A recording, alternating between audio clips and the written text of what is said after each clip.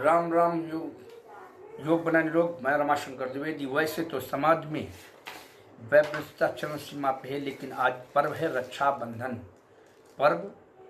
इस रक्षाबंधन ये सनातन का महत्वपूर्ण पर्व है और सनातन में ही मनाया जाता है और किसी पंथ में ऐसे कोई पर्व का कोई विवरण नहीं मिलता है। ये रक्षा सूत्र सिर्फ धागा नहीं है, ये रक्षा का वचन देता है।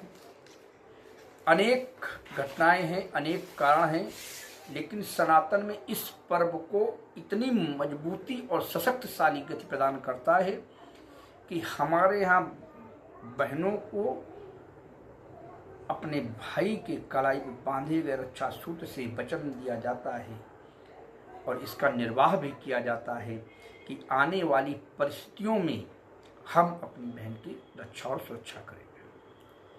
ये पर्व सतयुग का पर्व है। पर्व के महत्व का इतना बड़ा विवरण है जो बताना मुश्किल है, लेकिन चंद छोटी सी लाइनों में है इस पर्व की कहानी कि राजा बलि से जब भगवान ने सब कुछ मांग लिया, वामन अवतार में कथा आती है, और 3 पग में धरती लांघ ली, तब भगवान वामन बोले राजा बलि कुछ मांगो। तो उनका प्रभु एक याचक दानी नहीं हो सकता, आपने तो मुझसे खुद सब कुछ दान ले लिया और मैं स्वयं ही दान में आपको अर्पण कर चुका हूँ। भगवान बोले नहीं, तुम्हें कुछ मांगना पड़ेगा। तो राजा बलि दैत्य वंश के शासक थे, इनके गुरु शुक्राचार्य थे। उन्होंने दिमाग लगाते, क्योंकि राजा बलि का ही ऐसा महल था इसमें 52 दरवाजे थे, तो उन्होंने कहा प्रभु अगर आप मेरी इच्छा का पालन करना चाहते हैं तो मैं जिस दरवाजे से निकलूं आप मुझे उस दरवाजे पे दर्शन देंगे। अब भगवान को उनकी बात माननी पड़ी। वामन अवतार ने कहा यह सत्य होगा। अब दे तो दिया, देने के उपरांत भगवान विष्णु राजा बलि के आज की तारीख में चौकीदार हो गए, उस समय के पहरेदार हो गए, और वो पहरेदारी ऐसी चली कि तीनों लोक में त्राहिमाम मच गया।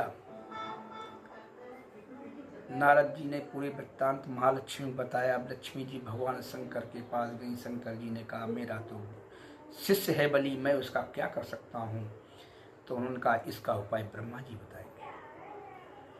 माँ लक्ष्मी अपनी सखी सती को लेकर ब्रह्मा जी के पास गई और ब्रह्मा जी उस समय तपस्या में लीन थे, तो अपना सारा वृत्तांत ब्रह्माणी सरस्वती जी बताया।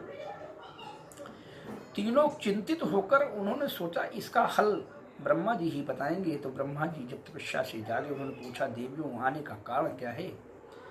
तो उनका आप तो सब अवगत हैं, आपके ही पुत्र ने मेरे पति को बंधक बना रखा है। अब ऐसी परिस्थिति में मैं कैसे अपने पति को प्राप्त करूं।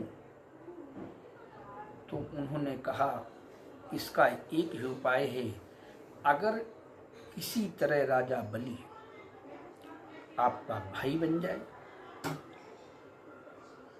और आपकी बातों में आपकी मनोकामना पूर्ण करने के लिए अगर वो वचन दे तो ही भगवान विष्णु उसके वचन से मुक्त हो जाएंगे, क्योंकि वचन उन्होंने मांगे थे तो उसने दे दिया, अब उन्होंने मांगा है।